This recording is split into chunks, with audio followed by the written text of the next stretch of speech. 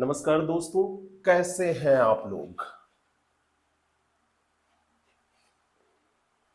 सामान्य भूगोल की चर्चा हम लोग कर रहे थे और सामान्य भूगोल में ब्रह्मांड के बारे में हमने चर्चा की थी, सौरमंडल के बारे में चर्चा की थी, पृथ्वी की गतियों को देखा था और उसके अंतर्गत सूर्य ग्रहण, चंद्र ग्रहण, इसकी चर्चा की थी।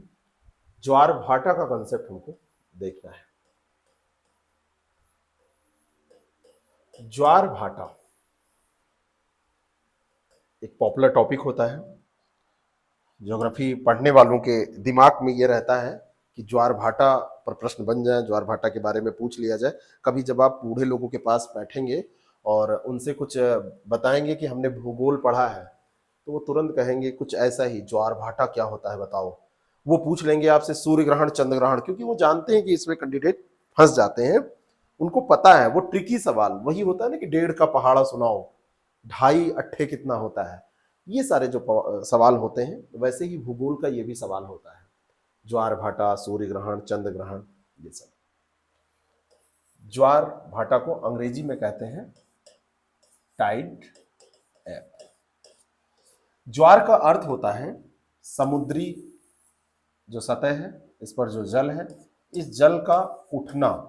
उठेगा कोई चीज तो ऊपर ही उठेगा। और भाटा का अर्थ होता है नीचे गिरना। जल उठेगा भी तो गिरेगा भी, तो भाटा का अर्थ होता है गिरना। समुद्री सतह है, समुद्री जल है, जल आप देखते हैं, जल ऊपर नीचे होता रहता है, तो उठने की क्रिया को ज्वार कहते हैं और नीचे गिरने की क्रिया को भाटा कहा जाता है। बात आती है कि ये क्यों उठेगा गिरेगा और क्या हमेशा समान रूप से उठेगा गिरेगा। तो आप कहेंगे कि उठने गिरने के तो कुछ कारण हैं, लेकिन ये समान रूप से नहीं होगा, ये असमान रूप से होगा। और असमान रूप से क्यों होगा? असमान, इसमें स्थान भी अलग स्थानों पर अलग अलग इसकी ऊंचाई हो सकती है, और दूसरा अलग समय पर अलग ऊंचाई हो सकती है। क्योंकि जो कारक हैं जिन पर यह निर्भर करता है, वो कारक कौन कौन से हैं? समुद्र की गहराई, और समुद्र की गहराई में अगर भिन्नता पाई जाएगी, तो समुद्र की गहराई में भिन्नता पाए जाने के कारण इसकी ऊंचाई में असमानता पाई जाएगी, इसकी प्रवृत्ति में असमानता पाई जाएगी। समुद्र की गहराई के साथ में समुद्री जो तटरेखा है, इसकी प्रकृति पर यह निर्भर करता है कि कैसी तटरेखा है, इस पर निर्भर करेगा। और सबसे महत्वपूर्ण एक बात और है, वो है कि समुद्र खुला है या बंद है। समुद्र या सागर जो है ये खुला है या फिर बंद है, इसकी प्रकृति पर भी ये निर्भर करेगा। तो अगर इन चीजों पर ये निर्भर कर रहा है तो इसमें असमानता पाई जाएगी, अलग अलग स्थान पर और अलग अलग समय पर। ज्वार ये तो कारक हुए जिस पर यह निर्भर करता है, असमानता पाई जाएगी, अंतर पाया जाएगा। लेकिन ज्वार जो होता है वो किस कारण से आता है, ये जल आखिर उठता क्यों है? तो ज्वार के लिए अगर उठना इसका अर्थ है, तो उठने के लिए कोई भी जब काम होता है तो इसके लिए ऊर्जा चाहिए। ये ऊर्जा कहां से मिलती है? ऊर्जा यानी कि इसको आप कह सकते हैं कि इसके लिए बल चाहिए। तो ये बल कहां से मिलेगा इसको? यानी कि ये बल चाहिए, कुछ बल लगेगा ना। और ये बल अगर आप देखेंगे तो इसको देख सकते हैं आकर्षण बल की तरह, आकर्षण बल।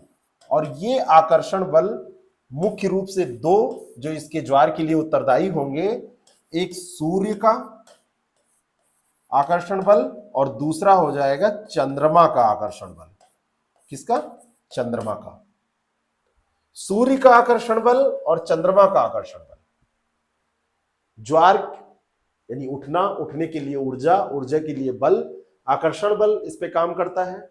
आगे अभी आपको समझ में आएगा। लास्ट जो कॉन्सेप्ट हमने सिजकी के कॉन्सेप्ट देखे हैं, उससे भी बहुत सारी चीजों को यहाँ पे हम डिराइव करेंगे। आपको समझ में आएगा सिजकी के समय क्या स्थिति होगी, समकोण स्थिति पे होने पे क्या स्थिति होगी। सारा ये जो संबंध है, चाहे हम ज्वार के बारे में पढ़ रहे हैं, चाहे सूर्य ग्रहण, चंद्र ग्रहण के बारे में पढ़ रहे हैं, वो डिपेंड करता है सूर्य, पृथ्वी और चंद्रमा की पोजीशन पे। तो वो इंपॉर्टेंट होगा, जो कॉन्सेप्ट हम पहले देख चुके हैं। तो सूर्य का और चंद्रमा का अब बात आती है कि सूर्य ज्यादा आकर्षण बल लगाएगा या चंद्रमा ज्यादा आकर्षण बल लगाएगा।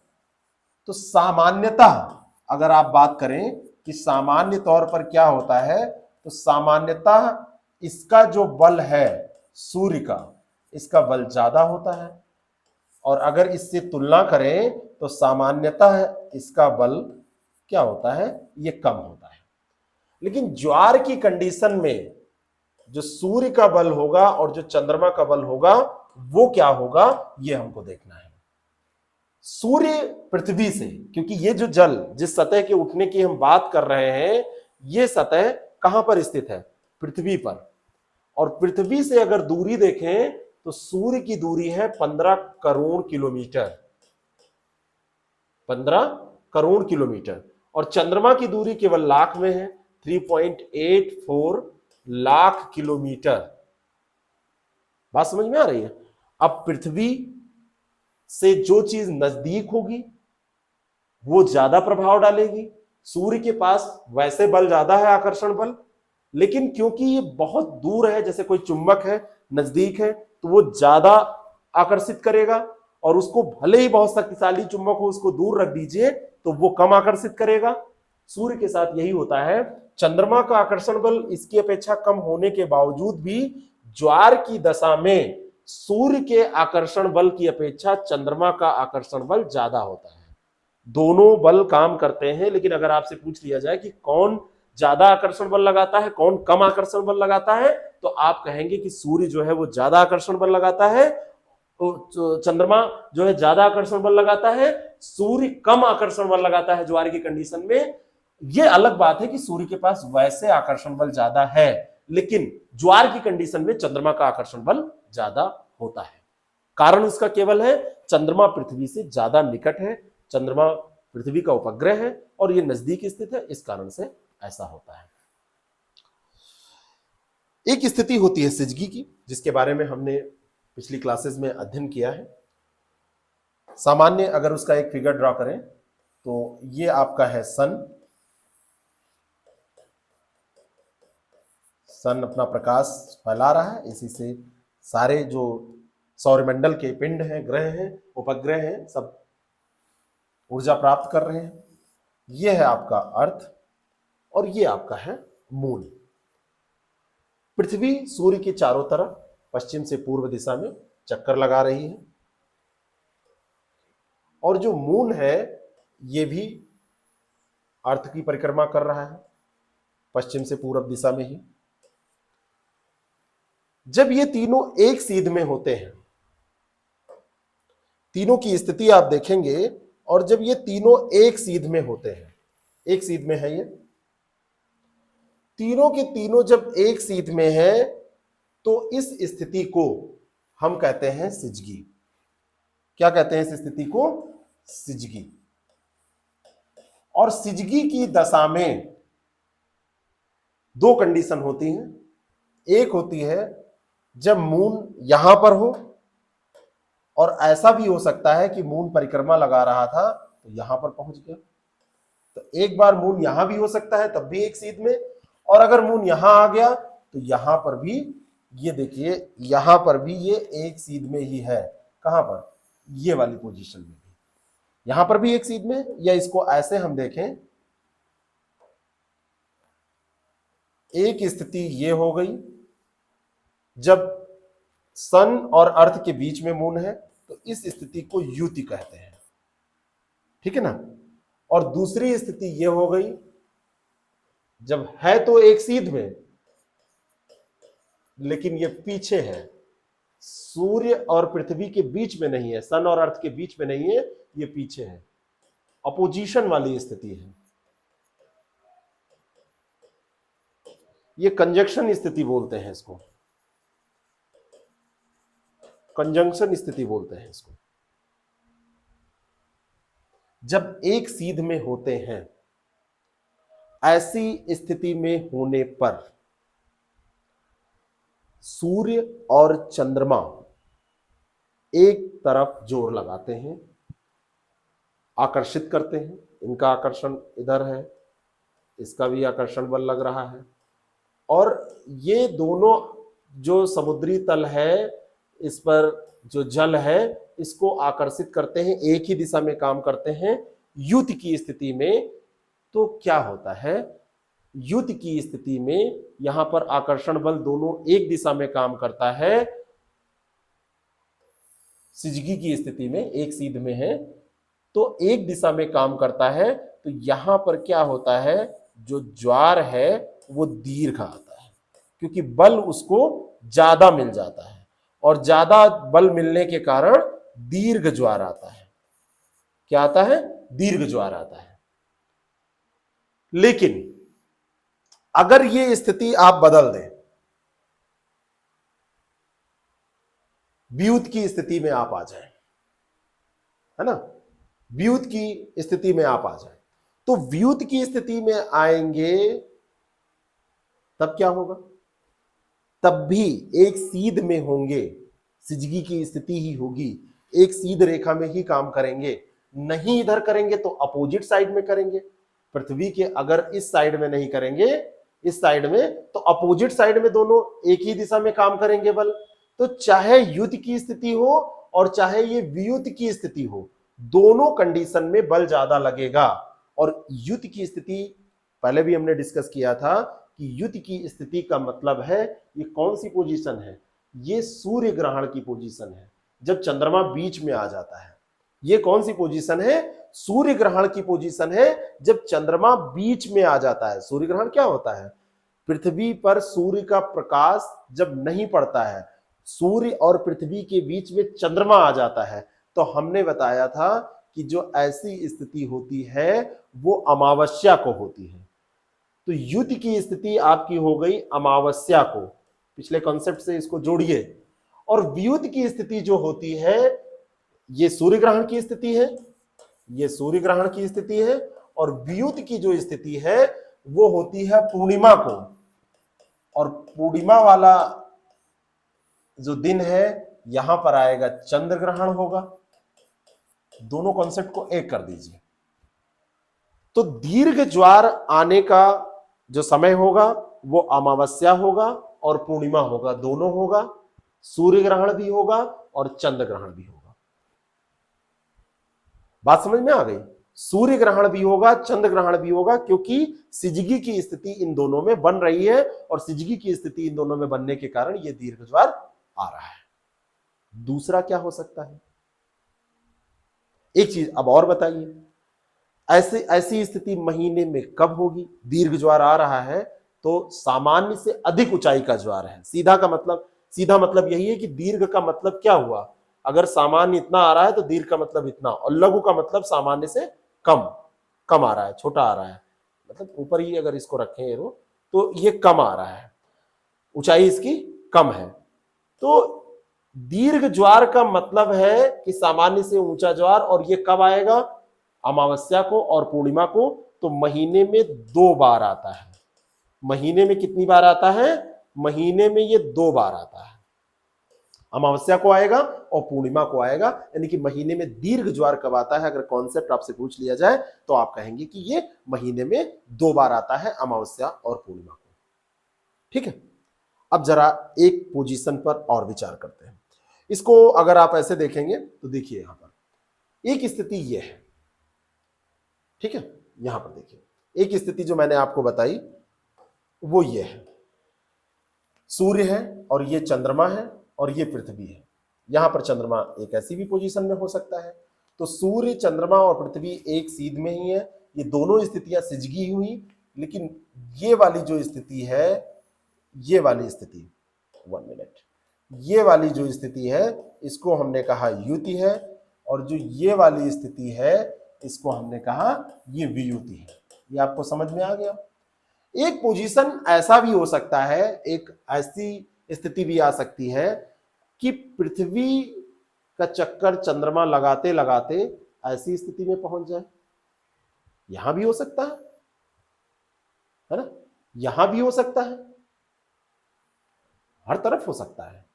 तो ऐसी स्थिति में अब क्या होगा, ऐसी स्थिति में तो हमने देखा कि सूर्य भी इसको आकर्षित कर रहा है, पृथ्वी के जल को देखिए आकर्षित कर रहा है, और चंद्रमा भी इसको आकर्षित कर रहा है, दोनों आकर्षित कर रहे हैं। तो यहां पर ये जो स्थिति हुई ये उच्च ज्वार की हो गई या दीर्घ ज्वार की हो गई।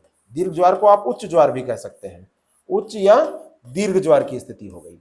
दूसरी दशा क्या हो सकती है, यहां पर जो बल उस समय लगेगा इस तरफ में, तो यहां पर जब बल लगेगा तो आप यहां पर देख रहे हैं बल कम लगेगा, क्योंकि ये हिस्सा अलग साइड में है, तो उसी समय यहां पर निम्न ज्वार की स्थिति आएगी। अब एक कॉन्सेप्ट ये भी याद कर लीजिए कि पृथ्वी पर एक जगह हो सकता है उच्च ज्वार आ रहा हो तो दूसरी जगह पे निम्न ज्वार आ रहा है, लेकिन ऐसी स्थिति हो जाए सूर्य ऐसे ही रहे, सूर्य ऐसे रहने के साथ साथ यहां पर आप देखिए पृथ्वी इसके बगल में है, तो सूर्य तो अपना आकर्षण बल लगा रहा है, इसको आकर्षित कर रहा है, लेकिन चंद्रमा परिक्रमा करते करते इस पोजीशन में पहुंच जाए, और इस पोजीशन में जब चंद्रमा पहुंचे तो चंद्रमा का बल इधर लगे और सूर्य का बल इधर लगे, और समकोण की स्थिति में जब बल लगेगा, इसी फिगर से निकाल लेते हैं, समकोण तो ये भी है, इधर लगा रहा है चंद्रमा बल और इधर लगा रहा है सन,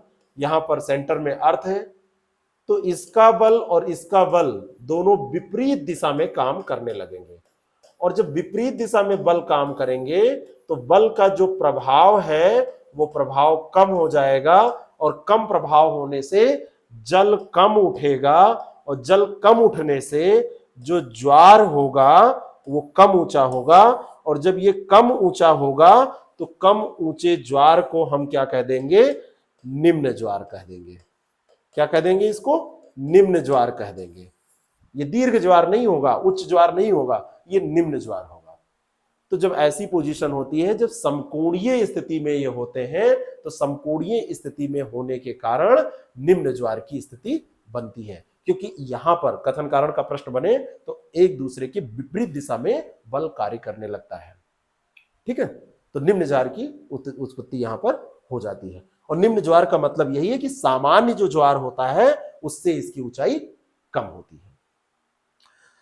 जैसे हमने बताया था कि दीर्घ ज्वार जो है वो आएगा कब, दीर्घ ज्वार आपका आएगा अमावस्या को और पूर्णिमा को, अमावस्या और पूर्णिमा को आएगा। ठीक इसी तरीके से ये स्थितियां जो बनती हैं ये 2 बार बनेंगी महीने में, ये भी 2 बार ये भी स्थिति बनेगी, और ये स्थिति बनेगी कृष्ण पक्ष और शुक्ल पक्ष के सप्तमी या अष्टमी को। कृष्ण पक्ष भी ले लीजिए आप, शुक्ल पक्ष भी ले लीजिए, और इसका आप ले लीजिए सप्तमी या आप ले लीजिए अष्टमी। तिथियां होती है ना सप्तमी और अष्टमी, जैसे उसमें अमावस्या और पूर्णिमा हमने पढ़ा है, तो ऐसे एकादशी द्वादशी ऐसे होता है ना पूरा। तो सप्तमी और अष्टमी के दिन ये स्थिति बनती है, ये भी फैक्ट आपसे पूछा जाता है। ज्वार भाटा क्यों आता है, कैसे आता है, ये हमने देख लिया। ज्वार भाटा के कुछ प्रकार भी हैं, उनको भी हमको देख लेना चाहिए। जैसे ज्वार भाटा के प्रकार कहां से आ गए, इतना डिटेल कई बार आप नहीं पढ़ते हैं, लेकिन पढ़ना इसलिए जरूरी होता है कि प्रश्न बनने की कोई लिमिट नहीं है, कहां से कब प्रश्न पूछ लिया जाए ये ना आपको पता है ना मुझे पता है। जो पूछा गया है वो तो जाना जा सकता है, लेकिन आगे जो पूछा जाने वाला है वो हमारे पढ़ाने के बाद पूछा जाए तो ज्यादा मजा आएगा। ठीक है, तो सबसे पहले हम ज्वार के प्रकार देख लेते हैं। ज्वार के भाटा के लाभ भी हैं, नुकसान भी कुछ हो सकते हैं, लेकिन लाभ है, लाभों की भी हम चर्चा करेंगे। अब सबसे पहले हम बात कर लेते हैं ज्वार भाटा के ये जो प्रकार है, प्रकारों पर प्रश्न अगर बन जाए तो आप उत्तर दे सकें। ठीक है, तो हम देख लेते हैं ज्वार भाटा के प्रकार। हो सकता है आपने प्रकार कभी ना पढ़ा हो, कोई चिंता की बात नहीं है, नहीं पढ़ा है तो आज पढ़ लीजिए। ये प्रकार कहां से आए, ऐसे प्रकार ये कहां से आ गए, ये कभी आपने सोचा है? पूरी पृथ्वी पर अलग अलग स्थानों पर ज्वार भाटा आएगा। कोई भी घटना जो होती है वो स्पेस एंड टाइम से परे नहीं होती है। ठीक है, जैसे हमने बताया था कि सूर्य का उत्तरायण दक्षिणायन होता है, ठीक उसी तरीके से चंद्रमा का भी उत्तरायण दक्षिणायन होता है। चंद्रमा अगर हम पृथ्वी की बात करें और उसका चक्कर चंद्रमा लगा रहा है, तो चंद्रमा की पोजीशन में जो अंतर होता रहता है, मान लीजिए कि ये आपका अर्थ है, ये आपकी पृथ्वी है और इसका चक्कर चंद्रमा लगा रहा है, तो पृथ्वी के चारों तरफ चंद्रमा घूम रहा है, ये विषुवत रेखा है। इसके थोड़ा सा ऊपर आप बढ़ेंगे तो ये कर्क रेखा है, 23.5 डिग्री उत्तर, और 23.5 डिग्री दक्षिण में जाएंगे तो ये आपकी मकर रेखा है। अब ये कर्क रेखा, मकर रेखा, ये वृत्त पूरे आप ये सब देख रहे हैं। इसको थोड़ा सा मैं बढ़ा लेता हूं क्योंकि इमेज मैंने बड़ा कर दिया है। एक मिनट,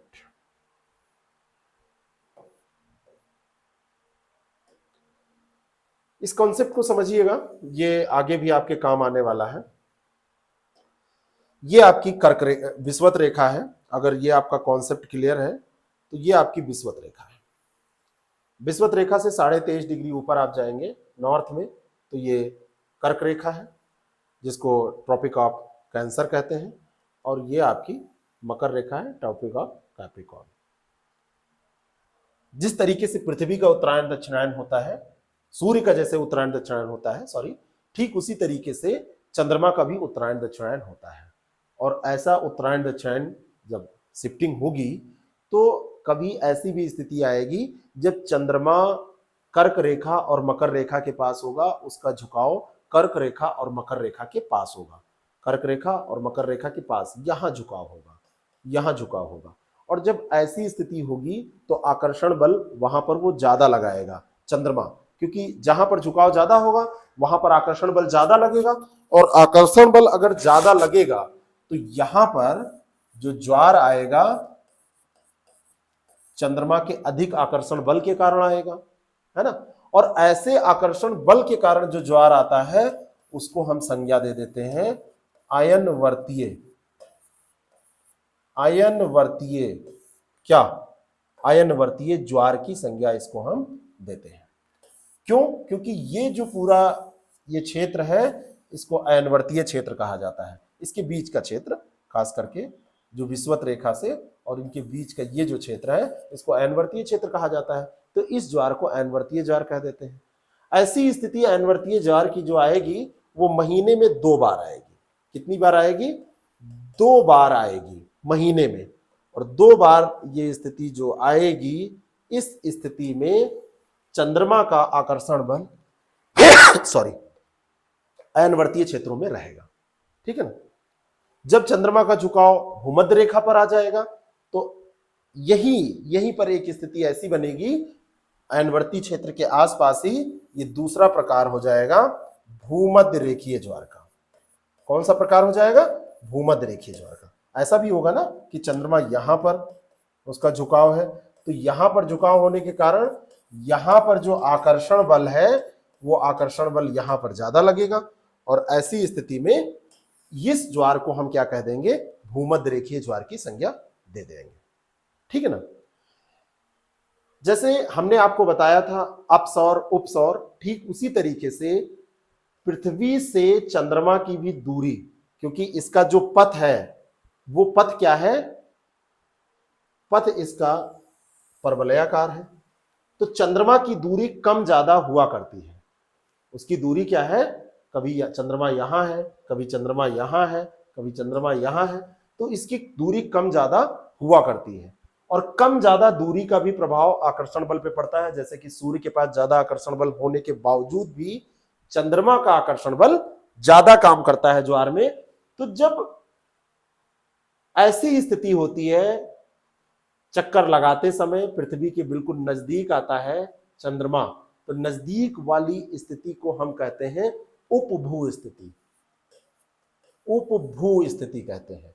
और जब ये दूर रहता है तो दूर वाली स्थिति को अपभू स्थिति कहते हैं, है ना। जैसे अपसौर और उपसौर हमने पढ़ा था, ठीक उसी तरीके से यहां पर आकर्षण बल क्या होगा? कम होगा। यहां पर आकर्षण बल क्योंकि नजदीक है, तो यहां पर जो आकर्षण है वो आकर्षण ज्यादा होगा। जब ज्यादा आकर्षण होगा तो ज्वार दीर्घ आएगा, उच्च ज्वार आएगा। तो जब अपभू की स्थिति होगी तो जो ज्वार के लिए बल कार्य कर रहा है ज्वारोत्पादक बल उसको कहेंगे, ज्वारोत्पादक बल कम हो जाएगा, प्रभाव कम हो जाएगा। तो यहां पर आकर्षण बल कम होने के कारण लघु ज्वार आएगा, और यहां पर आकर्षण बल ज्यादा होने के कारण यहां पर दीर्घ या उच्च, एक ही बात होती है, चाहे आप दीर्घ कहिए और चाहे उच्च कहिए, यहां पर दीर्घ ज्वार आएगा। बात समझ में आ रही है? यहां पर दीर्घ ज्वार आएगा। तो ये दो जो ज्वार हैं उनको आप कह सकते हैं, जैसे दूसरा हमने पढ़ा था भूमध्य रेखीय, तो तीसरा आप कर लीजिए उपभू ज्वार, उपभू ज्वार, और एक चौथा आप कर लीजिए अपभू ज्वार, अपभू ज्वार। अब यहां पर ध्यान रखिएगा, अप और उप वैसे ही जैसे कि अपसौर ऑफशोर, एपिहीलियन पेरीहीलियन, इसको कहीं पर आप लगाएंगे तो यही रहेगा, है ना। इसमें जो उपभू है, उपभू को क्या कहते हैं? पेरेजी की स्थिति कहते हैं, इसको पेरेजी की स्थिति कहते हैं। और जो अपभू है इसको अपेजी की स्थिति कहते हैं। हिंदी में भी इसको लिखा आपको मिल जाएगा, अपेजी। तो पेरेजी अपेजी ये दो स्थितियां होंगी, इनको अंग्रेजी में यही कहते हैं। इसके अलावा और भी प्रकार होते हैं ज्वार के, जो आपसे यूपीएससी लेवल में कभी कभी पूछे जा सकते हैं। छोटे एग्जाम्स के लिए तो ये सब आपसे कभी पूछा ही नहीं जाएगा, लेकिन एक होता है जैसे दिन में कभी कभी आप देखते हैं एक दिन में एक उच्च ज्वार आ गया कहीं पर और एक निम्न ज्वार आ गया। तो एक उच्च ज्वार और एक निम्न ज्वार कभी ऐसा भी हो सकता है कि वो समान ऊंचाई के हो। जैसे एक दिन आप कहीं ले लीजिए और एक दिवस में यहां पर आया एक उच्च ज्वार और एक आया निम्न ज्वार, तो एक उच्च और एक निम्न ज्वार, इसकी ऊंचाई क्या हो गई, इसकी दोनों की ऊंचाई क्या हो गई? नाम तो इसका उच्च ज्वार और निम्न ज्वार है, लेकिन ऊंचाई इसकी समान हो गई। अगर ऊंचाई समान हो जाएगी तो ऐसी दशा में इस ज्वार को हम दैनिक ज्वार कहते हैं। क्या कहते हैं? दैनिक ज्वार कहते हैं। अब यही एक दिवस में ये एक उच्च एक निम्न आया है, अगर ये दो हाई हो जाए और दो लो हो जाए, दो उच्च आ जाए और दो निम्न आ जाए, लगातार लगातार उच्च और निम्न ऐसे आ जाए दो, तो इसी को हम संज्ञा दे देते हैं, और बाकी कंडीशन वही रहेगी। इसको हम कह देते हैं अर्ध दैनिक ज्वार, क्योंकि यहां दो की जगह चार हो गए, एक की जगह दो हो गया, इसके एक की जगह दो, तो दो की जगह चार, तो दैनिक की जगह क्योंकि जस्ट दो गुना हो गया तो इसको अर्ध दैनिक कह देते हैं, एक ही दिवस में। ठीक है, तो ऐसे जो ज्वार होते हैं ऊंचाई इनकी समान होती है, उच्च और निम्न की, अंतर केवल इतना है जब दो आएंगे तो दैनिक कहेंगे, चार आएंगे तो अर्ध दैनिक कह देंगे। ठीक है, कुछ ज्वार ऐसे आ सकते हैं, लेकिन नॉर्मली जो ज्वार होते हैं उनकी ऊंचाई में क्या होती है, उनकी ऊंचाई में भिन्नता पाई जाती है। ऊंचाई उनकी क्या होती है, वो भिन्न भिन्न होती है, अलग अलग होती है, ऊंचाई में भिन्नता पाई जाती है। और ये भिन्नता जब मिलेगी, यानी कि कोई ज्वार ऊंचा होगा, कोई ज्वार सामान्य होगा, कोई सामान्य से ज्यादा ऊंचा होगा, कोई निम्न होगा, मतलब अलग अलग तरीके के ज्वार पाए जाएंगे। तो ऊंचाई में भिन्नता ऐसी पाई जाती है, तो एक ज्वार का प्रकार आपका हो जाता है मिश्रित ज्वार, यानी कि हर तरीके के ज्वार कहीं पर पाए जा रहे हैं, कभी ऊंचा कभी नीचा, या कोई एक क्षेत्र ले वहां पर, या अलग अलग। जैसे आप चले जाएंगे उत्तरी अमेरिका का पूर्वी किनारा देखेंगे, नॉर्थ अमेरिका का जब आप पूर्वी किनारा देखेंगे तो वहां पर आपको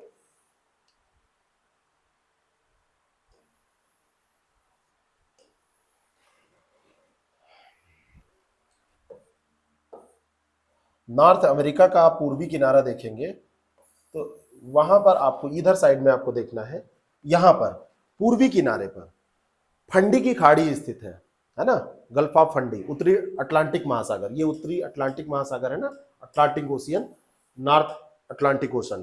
तो नॉर्थ अटलांटिक ओशन में सर्वाधिक ज्वार आते हैं, है ना। इंग्लैंड का इधर आप देखेंगे तो इंग्लैंड का ये दक्षिण का किनारा हो जाएगा, तो इंग्लैंड के दक्षिण के किनारे पर भी यही स्थिति है, साउथ हैम्पटन की खाड़ी वहां पर पाई जाती है। तो ये जो पूरा क्षेत्र है उत्तरी अटलांटिक महासागर का, वहां पर खूब ज्वार मिलते हैं, 4 बार ज्वार आपको मिल जाएंगे। सर्वाधिक ज्वार आपसे पूछ लिया जाए तो आप कह देंगे बे ऑफ फंडी, फंडी की खाड़ी, गल्फ ऑफ फंडी में आते हैं। चार चार ज्वार आपको मिल जाएंगे साउथ हैम्पटन की खाड़ी में। तो यहां पर होता क्या है, सागरीय लहरें जो है 2 बार इंग्लिश चैनल को और 2 बार उत्तरी सागर को पार करके, मतलब इतना तेजी से, है ना, उससे गुजरती हैं और उससे गुजरती हैं, अलग अलग समय वहां पहुंचती हैं। तो 2 बार उधर से 2 बार उधर से 4 बार यहां पर ज्वार आ जाते हैं। तो यहां पर सारे ज्वार के उदाहरण आपको मिल जाएंगे। अब बात हो रही है ज्वार के समय की, यानी कि प्रत्येक स्थान पर सामान्यतः दिन में 2 बार ज्वार आता ही आता है। अगर ये ज्वार आ रहा है तो इस ज्वार के बारे में भी कुछ पैटर्न है जिस पर प्रश्न बन सकते हैं। ज्वार के समय को लेकर प्रश्न बनते हैं, जिसको आप कह सकते हैं ज्वारीय समय, टाइडल जो टाइम है उस पर आपसे प्रश्न पूछे जा सकते हैं। इस पर क्या प्रश्न बनेंगे? सामान्यतः जब 2 बार ज्वार आते हैं, सामान्यतः किसी भी स्थान पर आप देखेंगे तो सामान्यतः 2 बार आते हैं। अब 2 बार ये आ रहे हैं दिन में, एक दिन में अगर दिन की बात करें तो 2 बार ये आ रहे हैं, सामान्यतः दिन में 2 बार आप इसको कर लीजिए। आपको दिमाग में आ रहा होगा कि एक पैटर्न इसमें पाया जाएगा। प्रत्येक ज्वार की उत्पत्ति जो होगी तो 2 बार आ रहे हैं, 24 घंटे का दिन होता है, पूरा दिन रात को मिला के बात करते हैं हम, तो 12 घंटे पर एक आएगा और फिर 12 घंटे पर एक आएगा। ऐसा पैटर्न पाया जाना चाहिए, 12-12 घंटे पे ज्वार आना चाहिए। लेकिन होता क्या है, ये 12-12 घंटे पर वास्तव में पाए नहीं जाते हैं, ठीक है ना, 12-12 घंटे पे वास्तव में पाए नहीं जाते हैं। इसमें कुछ अंतर आ जाता है। पहला ज्वार आएगा 12 घंटे पे तो दूसरा ज्वार 12 घंटे बाद आना चाहिए, मतलब पहला ज्वार जो आएगा उसके 12 घंटे बाद दूसरा आना चाहिए। लेकिन ये 12 घंटे के बजाय 12 घंटे 26 मिनट, 12 घंटे 26 मिनट पर आते हैं। यानी कि 2 ज्वार की घटना जो घटित होती है उसमें 12 घंटे के बजाय ये लेट होके 12 घंटे 26 मिनट पे ये शिफ्ट हो जाता है। ऐसा क्यों होता है? ऐसा क्यों होता है, कभी आपने सोचा है? अगर ये आप समझ गए तो समझ लीजिए पूरे ज्वार भाटा का कॉन्सेप्ट आप समझ गए हैं। चलिए इसको भी मैं समझा देता हूं। ये आपकी पृथ्वी है, ठीक है, गोल है, मतलब भर का गोल है, ठीक है। ये आपका पृथ्वी समझ लीजिए कि पृथ्वी है। पृथ्वी सूर्य का चक्कर लगा रही, वहां उससे हमको नहीं मतलब है। ये आपका चंद्रमा है और चंद्रमा पृथ्वी की परिक्रमा कर रहा है, इसका चक्कर लगा रहा है, चारों तरफ ये घूम रहा है, ठीक है। पृथ्वी और चंद्रमा घूर्णन कर रहे हैं, परिक्रमण कर रहे हैं।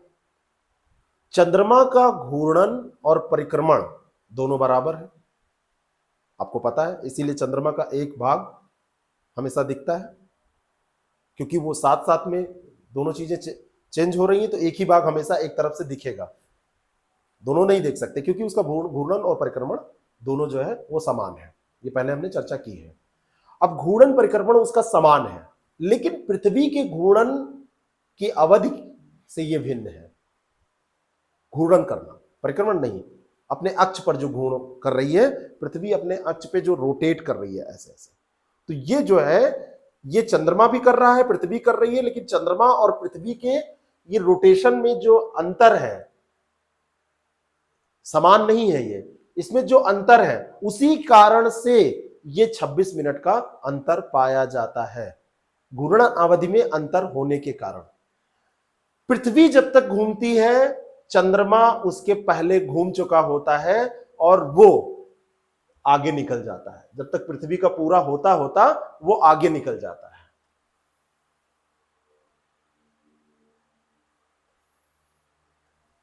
सेंटर मानिएगा, ठीक है। चंद्रमा यहां था, मून यहां था, पृथ्वी और चंद्रमा दोनों घूर्णन कर रहे थे, और तब तक क्योंकि इसमें अंतर है, ये कम समय में, तो ये आगे निकल जाता है, इसका कम समय में पूरा हो जाता है। तो ये मून तब तक पृथ्वी घूम के पूरा आती आती, घूर्णन मतलब घूर्णन अपना कंप्लीट करती, तब तक इसका कंप्लीट हो गया और ये आगे भी बढ़ रहा है। इसका कम है, इसका ज्यादा है, ये आगे बढ़ गया, और ये लगभग ये मान के चलिए ये जो बढ़ता है 24 घंटे में, 24 आवर में ये बढ़ता है कितना 24 आवर में बढ़ता है, ये आपका 52 मिनट बढ़ जाता है। ये अंतर पाया जाता है। इसका एंगल भी है, इसका जो कोण है वो लगभग 12.2 डिग्री, और 12.2 डिग्री को आप कन्वर्ट करेंगे तो आपको यही मान मिलेगा, ठीक है ना। 12.2 डिग्री एंगल ये हो जाता है, यानी कि ये आगे बढ़ जाता है, शिफ्ट कर जाता है, और आगे ये बढ़ा 12.2 डिग्री को आप जब कन्वर्ट करेंगे तो ये इतने मिनट में आ जाएगा, क्योंकि 1 डिग्री में 4 मिनट होते हैं, ठीक है ना। तो 12 चौक 48, और ये इसको आप कन्वर्ट करिए 12.2 डिग्री को, तो ये 52 मिनट के इसमें आप कन्वर्ट कर लेंगे। 52 मिनट के लगभग ये आगे बढ़ जाता है। 24 घंटे में 52 मिनट, तो 12-12 घंटे का आप डिवाइड कर रहे हैं, तो 24 घंटे में ये है 52 मिनट, तो 12 घंटे में कितना हो जाएगा 52/2, यानी कि 26 मिनट।